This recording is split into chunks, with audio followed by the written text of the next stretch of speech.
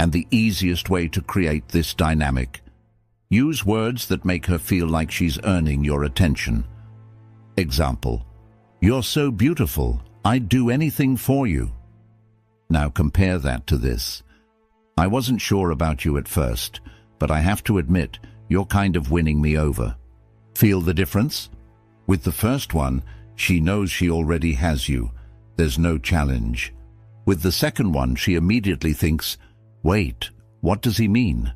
What made him change his mind? I need to keep his attention." Boom. Now she's the one trying to prove herself to you. This works because it subtly signals high value. It tells her you're not just another guy who falls at her feet. You have standards. And the moment she feels like she's working to impress you, her investment in you skyrockets. It's like playing a game. When the prize is too easy to win, it loses its value. But when it feels earned, it becomes irresistible. All right, fellas, words matter. You don't need to be the richest, the tallest, or the most confident guy in the room. You just need to understand how to speak in a way that triggers real attraction. So, if you've found this valuable, hit that like button so YouTube knows to show this to more men who need it. And if you're serious about mastering the psychology of attraction, subscribe to Stoic Guide. I break it all down, step by step. Until next time, stay sharp, stay unpredictable, and remember, it's not about what you say, it's about how you make her feel.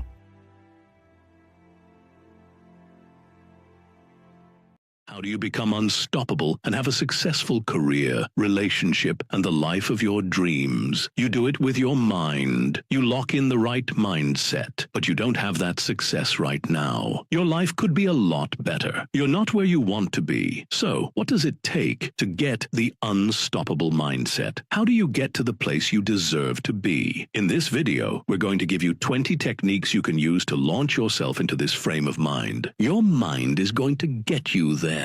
And here's a step-by-step process you can follow to improve it, one step at a time. Our first technique is called immersion in the moment. Look at your mind right now. Is it scattered everywhere but here? The point is that this moment is your entire life, not yesterday's failures or tomorrow's anxieties, but this exact slice of existence you're experiencing. Our goal here is to concentrate on the now so we can stop operating at half capacity. Marcus Aurelius was getting at this when he said, "Even simple acts contain the whole of nature." There is so much richness you can pick up on if you look at the whole. This second, try this. Pick up your coffee cup. Feel its actual weight. Notice its temperature against your skin. It may seem simple, but it's really a tactical mental training. When you can fully immerse in something as mundane as holding a cup, you're building the neural pathways to immerse yourself in anything. If you study the people crushing it in every field, you'll see they don't half-ass their attention. They don't waste hours checking the phone or doing nothing. They are completely, ruthlessly present. We live in the present. The past is dead. The future doesn't exist. Your power is right here, right now. So exercise it. Our second technique is called the spheres of control. It's about looking at what you can control and then acting on that. Start by imagining 3 circles. The inner circle, that's what you completely control. Your thoughts, your effort, your reactions. The middle circle, what you influence but don't control. Other people's responses, project outcomes, relationship dynamics. The outer circle, everything else. Market crashes, weather, other people's predetermined decisions. Successful people dominate their inner circle, strategically invest in their influence circle, and completely ignore the outer circle. They try not to waste mental energy on what they can't change. This is a strategy you can start using today. Every time life punches you, immediately map it and ask, which circle does this belong to? After you map the problem, refocus and feel the immediate power shift. This is how you become unstoppable, by refusing to be stopped by what you can't control. Use this technique to stay on task. Our third technique is called first principles analysis. This is about no longer accepting prepackaged thinking. It's killing your potential. We live in a complex world. When you're drowning in complexity, most people grab onto conventional wisdom like a life raft. But the unstoppable mind does the opposite. It strips everything down to fundamental truths that cannot be broken down further. Socrates didn't accept inherited assumptions, and neither should you. When facing a problem, ruthlessly ask, what do I know for certain is true? Then build up from there, discarding the mental baggage that everyone else carries, but you can move faster without. This approach feels uncomfortable at first because you're temporarily removing all your mental shortcuts. That's a good thing. In that naked space of first principles, solutions emerge that others can't see. Don't waste time navigating someone else's labyrinth of thought. Break the walls down. Start with what's undeniably true, then build your own path. Our fourth technique is called the fate clause. This one is about rigid expectations which can cause unnecessary suffering. Let's fix that now. When you declare, I will complete this project by Friday, you've just created a mental trap, because when life inevitably throws a curveball, as it always does, you'll feel like a failure for something that's really beyond your control. The Stoics had a better approach. They added fate permitting to every intention. They weren't trying to hedge. They were using strategic realism to stay committed and sane. I will give everything to this presentation tomorrow, fate permitting. This mental shift allows you to maintain absolute commitment to your actions while releasing attachment to specific outcomes. You're acknowledging reality's complexity without using it as an excuse. The most resilient minds throughout history did the same. They worked relentlessly toward their goals while maintaining internal peace about what they couldn't control. Now you can start doing it too. Our fifth technique is called the premeditation of adversity. Most people avoid imagining failure. That's exactly why they crumble when it happens. The unstoppable mind does the opposite. Before any important event, deliberately imagine what could go wrong. Your presentation slides failing, your flight getting cancelled, your key team member quitting mid-project. As Seneca put it, the person who has anticipated troubles steals their power when they arrive. When disaster strikes, everyone else stands shocked, frozen, emotional. But you've already walked through this scenario mentally. While they're still processing, you're already executing your contingency plan. The weak hope nothing goes wrong. The strong know something will go wrong and prepare accordingly. This is how you become unshakable at those times when people all around you fall apart. Our sixth technique is called the ideal sage. Most people pick flawed role models who eventually disappoint them. The unstoppable mind creates something that won't. The Stoics envisioned the sage, not a real person, but the ideal embodiment of wisdom and virtue, your personal North Star of potential. Try to imagine an ideal advisor, your personal sage, deliberately. What decisions would they make in your situation? How would they respond to your challenges? What virtues would they embody? The wisdom of this approach is that it propels you beyond existing examples. You're no longer constrained by what others have achieved. You're guided by what's theoretically possible for a human being at their best. In fact, you're on your way to becoming that person right now, and this construct can help to get you there. Our seventh technique is called the alternative narrative. If you're like most people, your brain loves to jump to the worst possible interpretation of events. That promotion you didn't get? Your mind immediately screams that you're doomed at this company. But narratives like that can crush your potential. This is how you can redirect it. When something painful happens, force yourself to write down 3 completely different interpretations. Maybe you didn't get promoted because the company is grooming you for something better, or perhaps they know you'd hate the position's administrative burden, or the decision maker might need more time to get to know you. This practice shatters the illusion that your knee-jerk reaction is objective reality. It's just one possibility among others, and just because it's harsh doesn't mean it's right. The unstoppable mind maintains this cognitive flexibility in every situation. They don't get trapped in singular narratives that paralyze them. They see the full spectrum of possible realities and choose the one that serves their growth. Our 8th technique is called using your character. Most people get trapped in endless pros and cons lists. They weigh outcomes, analyze options, and still end up paralyzed by indecision. Why? Because they're asking the wrong question. The unstoppable mind asks something more powerful. What kind of person do I want to become through the choices I make? Marcus Aurelius used this mental model constantly. When facing complex choices, he didn't get lost lost in potential outcomes. He focused on what he was manifesting through his actions. Try this. Next time you're stuck on a difficult decision, put down that pros and cons list. Ask yourself what choice aligns with the character you're building. This cuts through the noise, because identity-based decisions are simpler and more powerful than outcome-based ones. What you do shapes who you become, and who you become determines everything else in your life. Our ninth technique is called the fruit of good choices. Most people get stuck in the daily grind, seeing their efforts as isolated struggles with no connection to their future. They work out today, but don't visualize the strong body they're building. They study hard, but don't imagine the expertise they're developing. The unstoppable mind does something different. It regularly pauses to consciously connect present actions to future rewards. Do this. Take 3 minutes right now to vividly imagine how your current efforts, that challenging project, those early morning workouts, those difficult conversations you're initiating, are creating the exact future you desire.